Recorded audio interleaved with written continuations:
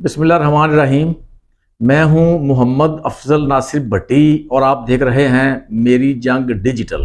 नाज़रीन, हम इस वक्त मौजूद हैं कसूर के गांव कोटली राय अबू बकर में और हमारे साथ मौजूद हैं शाहजेब अकरम भट्टी साहब। ये बेसिकली एक सब इंस्पेक्टर हैं और डीपीओ कसूर के ये पीएसओ थे और अब ये भर्ती हुए हैं पैरा फोर्स में as a SDEO, sub divisional enforcement officer. और इस हवाले से हम उनके पास आज आए हैं कि वो भर्ती कैसे हुए। पुलिस की नौकरी छोड़ना इतना आसान नहीं होता, पुलिस की नौकरी भी अट्रैक्टिव जॉब है। उन्होंने वो जॉब कैसे छोड़ी और किस तरह फैसला किया कि वो पैरा फोर्स को ज्वाइन करेंगे, ये हम सारी बातें उनसे करेंगे। जी शाहजेब साहब, कैसे आपने ये फैसला किया कि पुलिस की अट्रैक्टिव जॉब छोड़कर पैरा फोर्स में आने का? जी वालेकुम सलाम। पहले तो मैं अफजल नासिर भट्टी साहब आपका शुक्रिया अदा करता हूँ कि आप तशरीफ़ लाए मेरे पास और मौका दिया है मुझे अपनी सक्सेस स्टोरी दुनिया को, बाकी स्टूडेंट्स को बताने का। नो डाउट आपने बड़ी अच्छी बात की है। पुलिस एक अट्रैक्टिव जॉब है और किसी भी महाज पे ये फ्रंट लाइन की फोर्स रही है। लेकिन इसके साथ साथ पैरा जिसको पंजाब रेगुलेटरी इन्फोर्समेंट अथॉरिटी कहते हैं, ये एक नया डिपार्टमेंट है। इसमें डाइवर्सिटी और वर्सटैलिटी बहुत ज़्यादा है। जैसे कि इसमें कुछ एडमिनिस्ट्रेशन के इख्तियार भी पैरा ऑफिसर्स के पास हैं, कुछ पुलिस ऑफिसर्स के इख्तियार भी इसके पास हैं, जैसे नाजायज़ कब्ज़े को वागुज़ार करवाना। कुछ इसके जो पास सिविल जो म्यूनसिपैलिटी ऑफिस है उसके भी इख्तियार हैं। तो पुलिस का एक रडार बहुत लिमिटेड सा है, जैसे कि उसने सिर्फ क्रिमिनल्स और क्राइम या लॉ एंड ऑर्डर को ही डील करना है। जबकि पैरा एक ओवरऑल बॉडी है जिसका काम रेगुलेशन है, चाहे वो प्राइस कंट्रोल है, चाहे वो नाजायज़ तजावुज़ात हैं, चाहे वो होर्डिंग है, चाहे वो ओवर रेगुलेशन है किसी भी चीज़ की। तो इसमें पैरा का रोल पुलिस के मुकाबले में बहुत ज़्यादा है। तो ये बड़ी पहली वजह थी कि जिसने मुझे अट्रैक्ट किया एक डिपार्टमेंटल शिफ्ट के लिए पुलिस से पैरा की तरफ।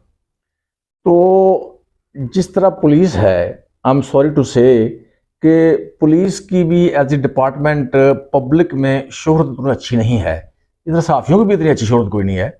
इसी तरह पैरा फोर्स अभी बनी है, कुछ साल 6 माह हुए हैं, लेकिन इसकी भी शोहरत इतनी अच्छी नहीं है। लोग ये समझते हैं कि पैरा फोर्स वाले अवामुन्नास पर, दुकानदारों पर, रेडी वालों पर जुल्म ज़्यादती करते हैं, इख्तियारात का नाजायज़ इस्तेमाल करते हैं, रिश्वत लेते हैं, उनसे कोई फल ले जाता है, कोई खाने पीने की चीज़ें छीन के ले जाता है। ये परसेप्शन है।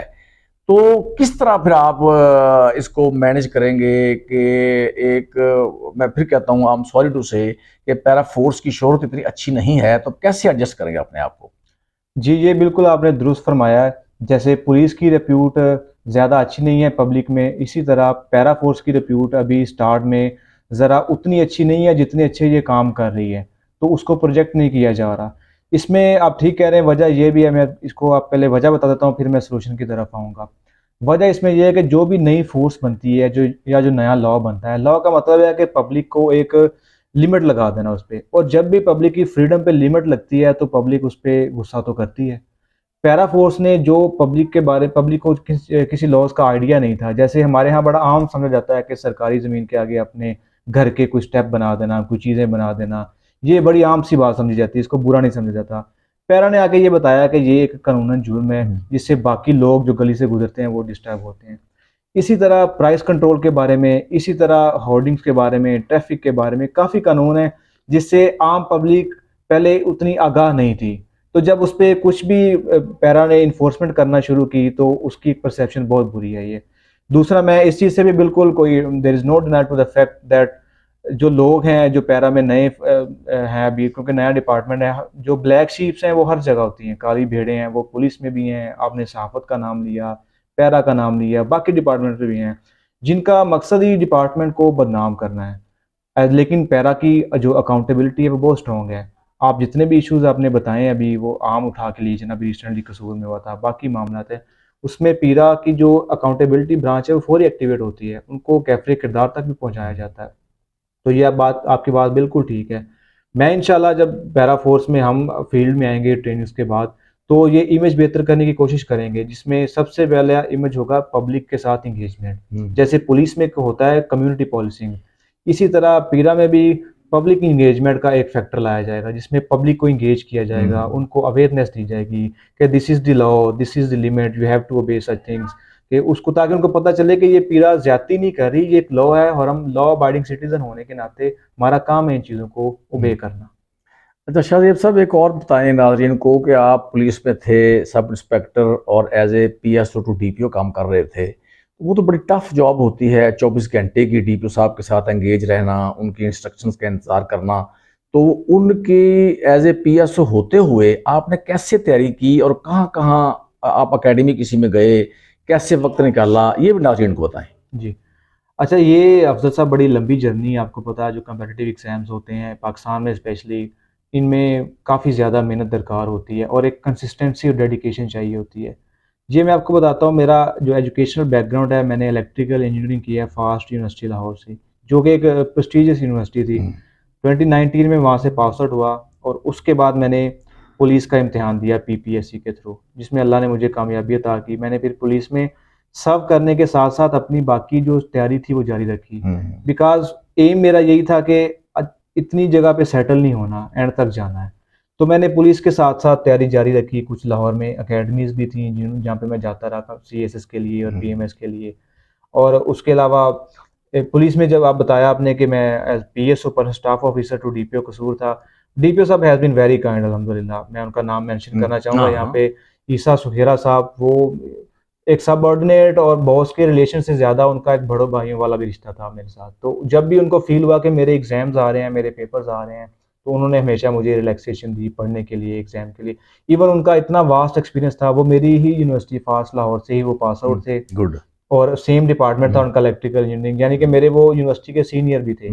तो उन्होंने मुझे अपने एक्सपीरियंस से, अपनी चीज़ों से हमेशा गाइड भी किया कि इसको ऐसे डील करना है, पढ़ाई को, इंटरव्यूज़ को। तो तब मैंने ये SDOs की पोस्ट भी आई थी, मेरा PMS भी था, CSS भी था, तो साथ साथ मैंने प्रिपेयर किया और अल्हम्दुलिल्लाह अल्लाह ने मुझे कामयाबी अता की।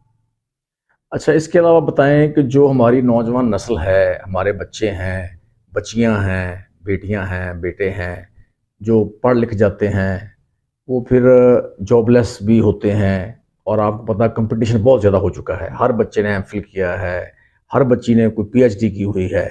उनके लिए क्या पैगाम देना चाहेंगे, जो बच्चे, जो स्टूडेंट्स मायूस हो जाते हैं कि जॉब नहीं मिलती जी, जॉब नहीं मिलती जी, उनके लिए आप क्या मैसेज देंगे, किस तरह उनको पढ़ना चाहिए, स्टडी करनी चाहिए?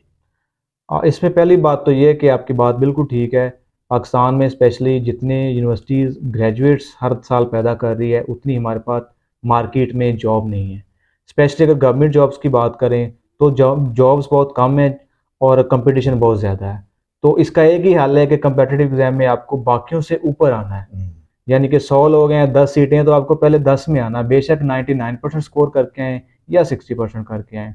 तो नौजवान नस्ल को मेरा यही पैगाम है कि अभी जिनकी डिग्री कंप्लीट हो चुकी है और वह मायूस हैं इस बात से, तो हल सिर्फ मेहनत है।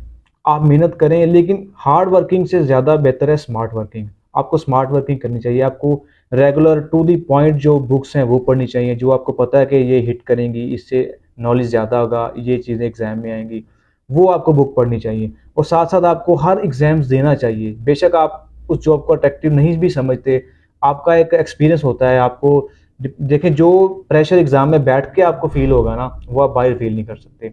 उधर बैठेंगे आपको अंदाज़ा होगा कि मेरा ये पोर्शन वीक है, मुझे ये चीज़ नहीं आती, तो बाहर आके आप वही चीज़ को पढ़ेंगे। और उसके बाद अगर आपका एक दफ़ा रिटर्न स्कोर अच्छा होना शुरू हो गया, अगर आपने रिटर्न पास करना शुरू कर दिया, तो इंटरव्यूज़ के लिए आपका कॉन्फिडेंस, आपकी ट्रूथनेस, आपकी ऑनेस्टी, ये चीज़ें मैटर करती हैं। तो मायूसी की बजाय मेहनत पे तवज्जो दें और अल्लाह ने जो रिज़्क लिखा है वो आपकी किस्मत में मिलना ही मिलना है।